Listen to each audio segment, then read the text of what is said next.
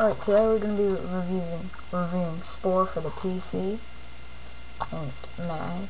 It is E10 and up for Animated Blood, Comic Mischief, and Fantasy Rounds. It's a pretty fun game, but it gets old after a while, so you might find it boring after you play it for hours on end. There is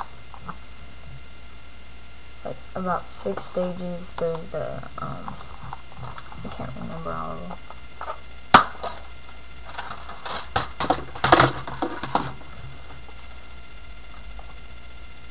Oh, I can just look here. There's the cell stage, the creature, the tribe, civilization, space. Me personally, my favorite stage is the creature stage, and I just don't evolve. Yeah.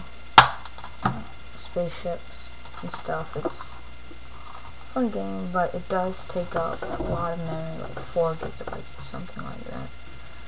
So, yeah, it does take up a lot of memory.